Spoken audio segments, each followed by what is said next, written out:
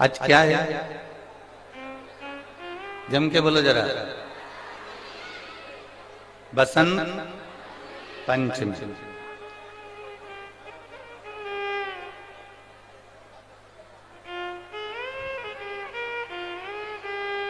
आज माता सरस्वती जी की तो जन्म उत्सव तो हम मना ही रहे हैं, प्रागट्य उत्सव तो हम मना ही रहे हैं।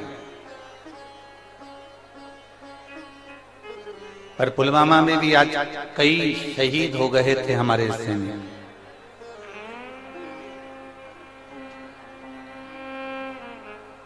हम आज माता सरस्वती का पूरा देश, पूरा भारत माता सरस्वती का उत्सव मना रहे हैं। पूरा देश मना रहा है।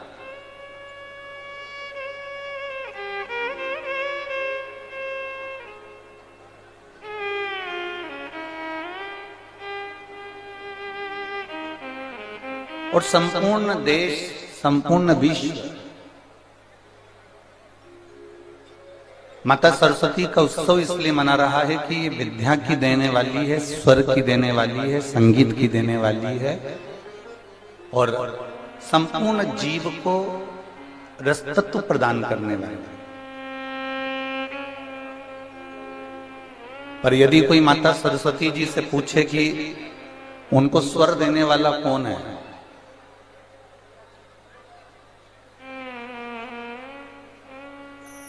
कोई माता सरस्वती जी से पूछे कि उनको वीणा वादनी का पद देने वाला कौन है, शिव महापुराण की कथा कहती है अगर सरस्वती माता को भी स्वर देने वाले हैं, संगीत की विद्या को भी अगर विद्या देने वाले हैं, तो केवल एक देवाधिदेव महादेव नटराज हैं, जिन्होंने माता सरस्वती को भी स्वर प्रदान किया।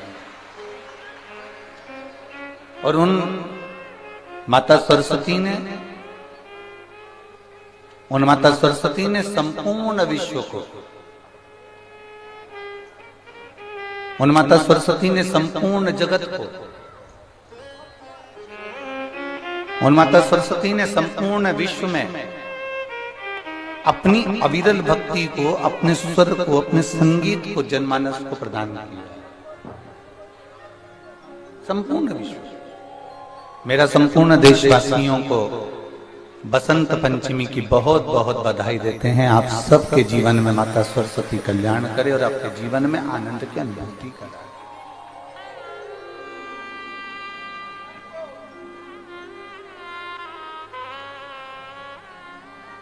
संपूर्ण विश्व का एक आनंद। और ये मानकर चलिए अगर सरस्वती माता के जीवन में भी स्वर की जरूरत पड़ी, माता सरस्वती के जीवन में भी उनको अगर कुछ ना कुछ अगर जरूरत पड़ी है, तो वो देवाधिदेव महादेव के पास गई।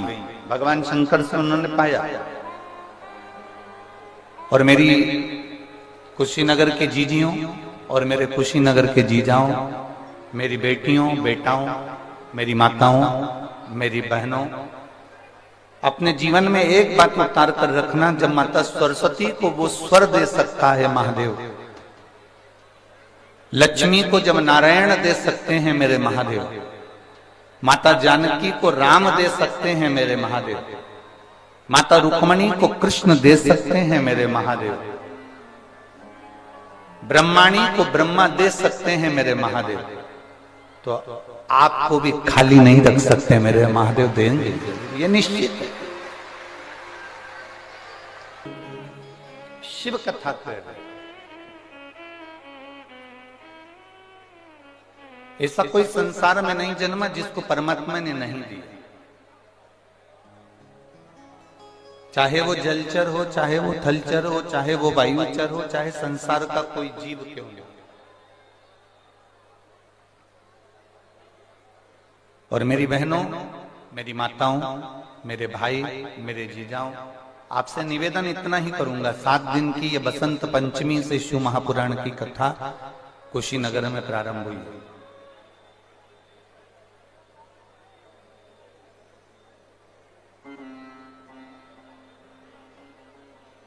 और बसंत पंचमी से आप अगर आज कथा सुनने के लिए बैठे हो, तो यहाँ बसंत की शुरुआत है। बसंत का मतलब मालूम है ना कि सारी दुनिया को आज के दिन से परमात्मा ने खूब रंग में डुबो दिया है। आज के दिन से बसंत में, बसंत की शुरुआत हो रही है, तो हम आपसे भी कहेंगे, भोलेनाथ जी से इतना जरूर कहना 7 दिन की कथा में कि हमें जिंदगी में पहली बार कुशीनगर वालों को और संपूर्ण देशवासियों को बसंत पंचमी के शुरू में शिव महापुराण की कथा मिल रही है।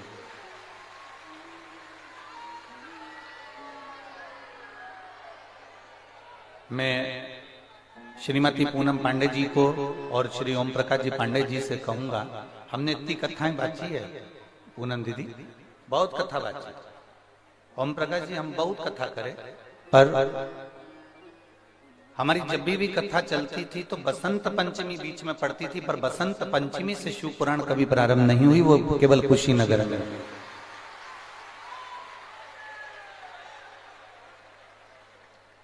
इतनी कथाओं का वाचन किया, पर बीच में कथाओं में बसंत पंचमी पड़ गई, पर बसंत पंचमी से कथा की शुरुआत नहीं। और हम कई बार आशीष जी को ये बात बोल चुके कि ऐसा स्कंद पुराण में लिखा हुआ है कि बसंत पंचमी से अगर कभी कोई पुराण का प्रारंभ होता है और जो उसको श्रवण करता है, तो जैसे बसंत में, बसंत के रंग में पूरी पृथ्वी डूबती है, वैसे ही शिव महापुराण की कथा को कोई दिल से बसंत पंचमी से सुन ले तो उसकी जिंदगी भी खुशी में डूब जाती है, खुशी में।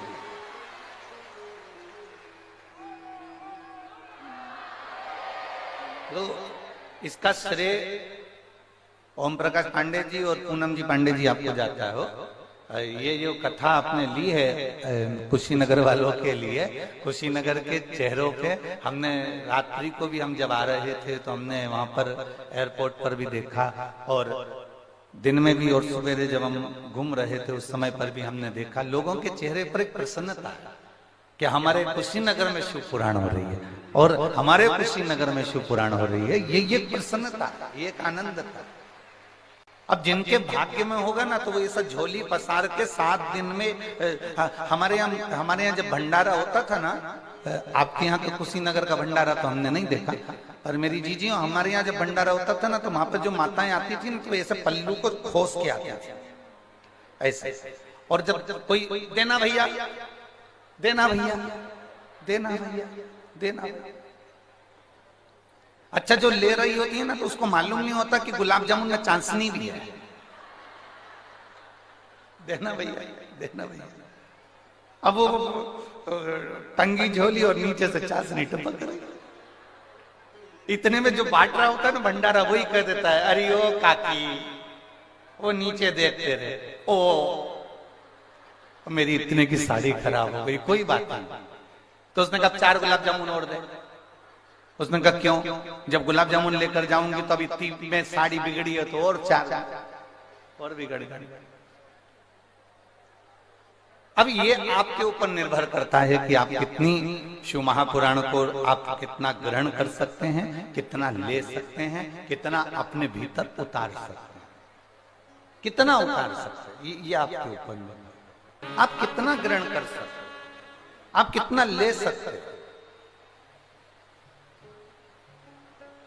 अब ये आपके ऊपर निर्भर करता है कि आपको कितना ग्रहण करना है। और हमारे विश्वास से कहते हैं, आज तक जो हमने शिव महापुराण की कथा देखी है, करी है, सुनी है, उसके विश्वास पर कहते हैं, जो शिव महापुराण के पंडाल में बैठकर दिल से शिव कथा को सुन लेता है, मेरा भोले बाबा 3 महीने में उसकी झोली भर देता है। ये निश्चित,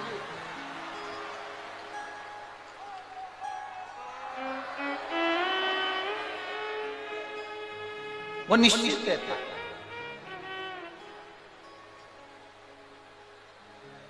उसके देने में कमी नहीं रहती, उसके प्रदान करने में कमी नहीं रहती।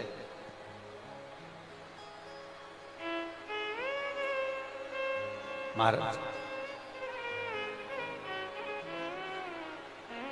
बस आपको और हमको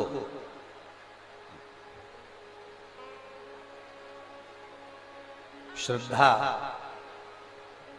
विश्वास और भक्ति इन तीनों में हमको ढकना,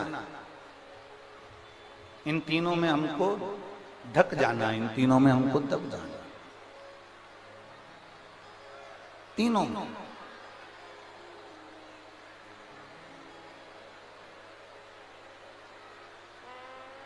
अब ये आपके ऊपर और हमारे ऊपर निर्भर करता है। ये तुम्हारा एक लोटा जो जल चढ़ाया है ना, ये वही बरस रहा है, ये वही चल रहा है।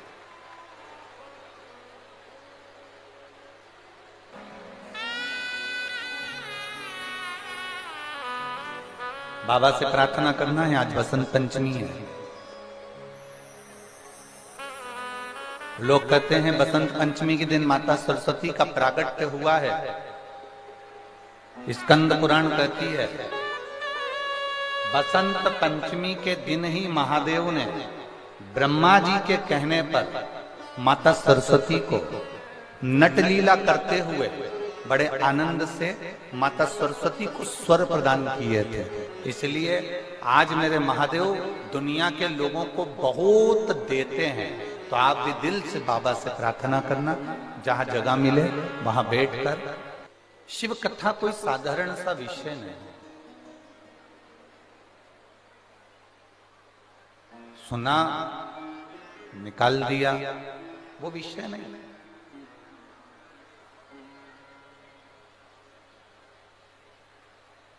शिव महापुराण की कथा में जो महत्तम में देवराज का चरित्र आता है, बिंदुक का चरित्र आता है, ये कोई साधारण सा बिंदुक या देवराज नहीं है।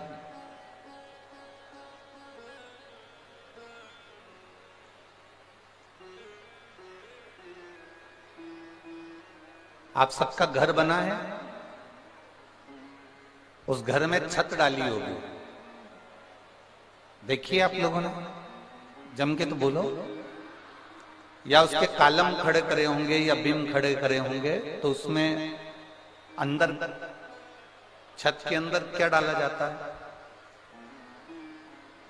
कालम को खड़ा करा जाता है तो क्या डाला जाता है? लोहे की छड़े, लोहे का सरिया। किस किस ने देखा है? सबने देखा है ना।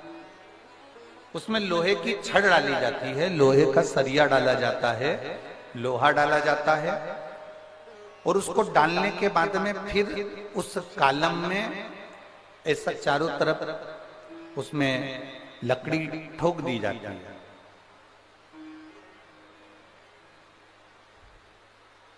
फिर उसमें सीमेंट, गिट्टी, बालू, रेत, पानी सब मिलाकर उसका घोल डाल दिया जाता है। देखा है ना सभी लोगों ने।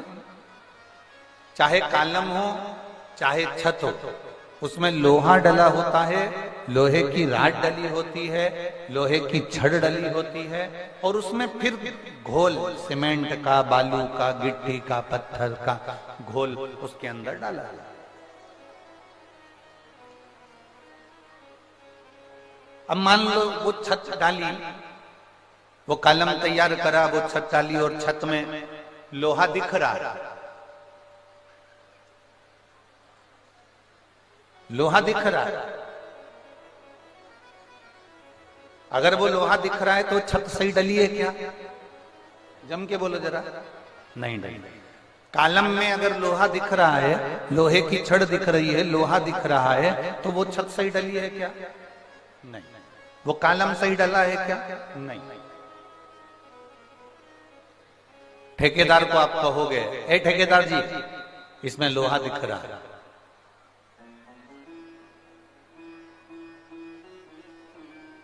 ठेकेदार जी इसमें लोहा दिख रहा है। ठेकेदार जी बोले तुमसे कि इसको दिखने दो, इससे होगा क्या? तुम्हारी छत तो बढ़िया डल गई ना। नहीं नहीं नहीं नहीं, लोहा दिख रहा है, इसमें लोहे की राड दिख रही है, लोहे की छड़ दिख रही है, मतलब ये छत सही डली नहीं है। अगर ये लोहा दिख रहा तो इसमें हवा लगेगी, पानी लगेगा, और इसमें जंग लग जाएगा, काई लग जाएगी, और ये छत एक ना एक दिन नीचे गिर जाएगी। बोलो सही है ना जीजिए? जम के तो बोलो जरा, सही है। अगर उस छत में लोहा दिख रहा है, उस कॉलम में अगर लोहा दिख रहा है, उस बिन में अगर लोहा दिख रहा है और वो दिख रहा है, तो एक ना एक दिन उसमें जंग लगेगी।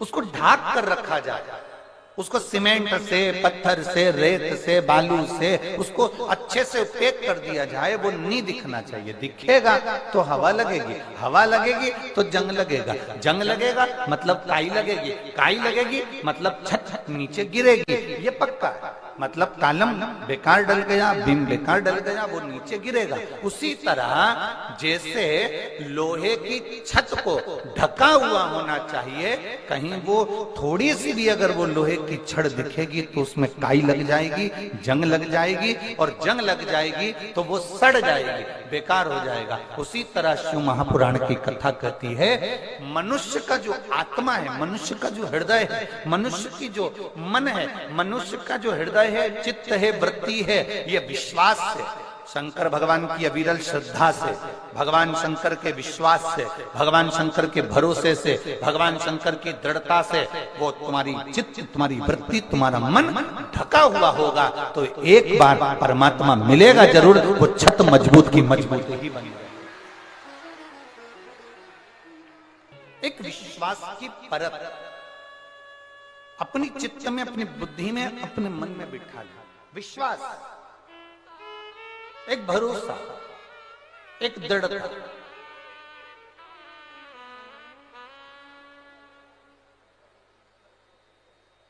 और जब विश्वास की परत तुम्हारे अंदर आ जाएगी, एक विश्वास आ जाए कि आपकी आत्मा पर यह विश्वास चारों तरफ से लपेट जाना चाहिए, आपके मन में, आपके चित्त में, आपकी वृत्ति में, तो ये जंग नहीं लगेगी दुनिया की, अहंकार की, काम की, लोभ की, वासना की, आसक्ति की जंग नहीं लगेगी। विश्वास पक्का कर,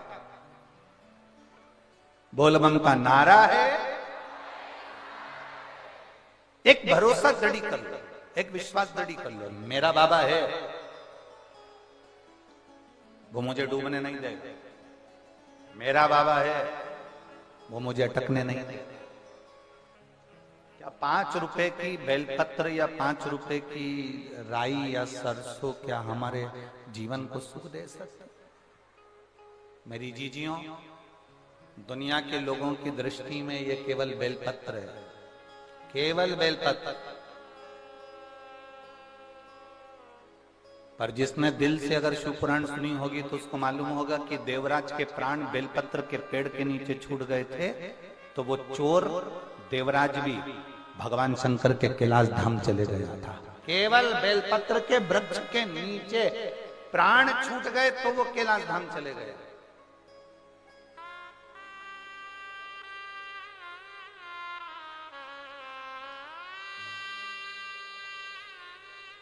शिव कृपा है।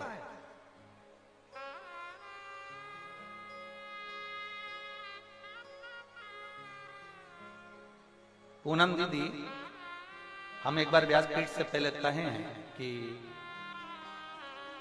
हमारे पास में कई लोग आते हैं, बड़े बड़े मंच से कह देते हैं कि गुरुजी ये जजमान है, इनको रुपट्टा उड़ा दो, इनको ये उड़ा दो, उनको वो उड़ा दो। हम एक बेलपत्र उठाकर उनको दे देते हैं, इससे बढ़कर कुछ नहीं। क्योंकि शिव महापुराण की जो बेलपत्र है वो हजारों बीमारी का, हजारों रोगों का एक इलाज है, वो एक बेलपत्र। हजारों बीमारी,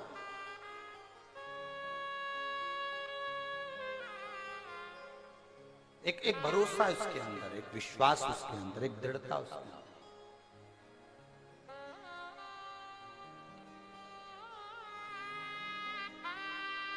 शिव कथा कह रहे हैं। देवराज को भी नहीं मालूम था क्या कि ये शंकर जी के मंदिर में मैं चोरी का धन लेकर पहुंच गया, चोरी का धन मैंने रख लिया, रख कर मैं कब बैठ तो गया, क्योंकि मेरे शरीर में ताप था, बुखार था। शरीर में जब ताप बढ़ता है तो भोजन नहीं भाता, शरीर में जब ताप बढ़ता है तो भोजन अच्छा नहीं लगता, और घर में जब ताप बढ़ता है तो भजन अच्छा नहीं लगता। तुम्हारे यहाँ पर रोज भगवान का भजन होता है, रोज भगवान का स्मरण होता है, रोज भगवान का कीर्तन होता है, रोज भगवान की भक्ति होती है। हमारे यहाँ पर रामायण की 4 चौपाइयां रोज बोली जाती है, 5 चौपाई रोज बोली जाती है। हमारे यहाँ गीता जी का पाठ किया जाता है, हमारे यहाँ ये किया जाता है।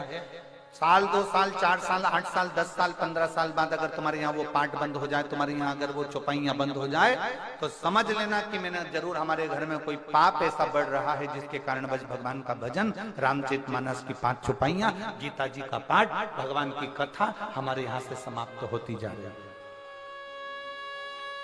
जब तुम्हारे यहाँ पुण्य प्रबल होता है, जब तुम्हें लगे कि आज हमारे यहाँ बहुत अच्छा कार्य हुआ, सत्यनारायण जी की कथा हुई, भजन हुआ, भंडारा हुआ, भोजन हुआ, ये हुआ वो हुआ, तो समझ लेना कि तुम्हारा पुण्य कुछ प्रबल हुआ। हम पूरे कुशीनगर वालों को कहेंगे, आज आप सभी के पूर्वजों का, कुशीनगर के एक एक जितने जीव हैं, इनके पूर्वजों का कोई पुण्य प्रबल हुआ होगा, इसलिए ये शिव पुराण की कथा कुशीनगर का पुण्य प्रबल हुआ तो ये कथा आप तक पहुंची है, पुण्य प्रबल हुआ तो ये कथा आपके नजदीक तक पहुंची, कुछ पुण्य होगा। और मेरी जीजियों, इतना पानी गिरने पर, इतना कीचड़ होने पर भी आप इतनी संख्या में यहां पर पहुंचे हो ना, आप जरूर मेरे देव अधिदेव महादेव के पूर्व में रिश्तेदार रहे होगे, इसलिए यहां तक पहुंचे। कुछ पुण्यता है आप।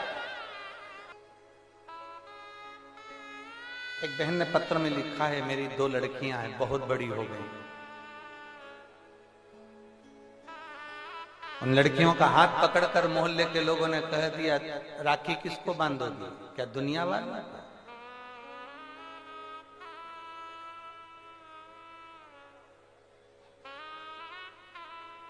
बेटियों का हाथ पकड़कर कह दिया, तुम्हारी माता एक पुत्र को जन्म ना दे सकती, एक बेटे को। बेटी ने अपनी मम्मी को कहा, माँ कहती है कोई बात नहीं, दुनिया कहती रहती है, ताना देने वाले कम है क्या संसार में। माँ ने रोते हुए शिव जी को पुकारा, मैं आपकी कथा सुनती हूँ, मैंने आज छोड़ दी थी कि मुझे पुत्र चाहिए, मेरी 2 बेटी बहुत है, मुझे नहीं चाहिए पुत्र, मैंने ये सोच लिया था, पर दुनिया के लोगों ने ताना दिया और मैं आपकी कथा सुनती हूँ। लोग कहते हैं कि क्या मिलेगा तेरे को शंकर की कथा सुनने से। अब बाबा तुझे मुझे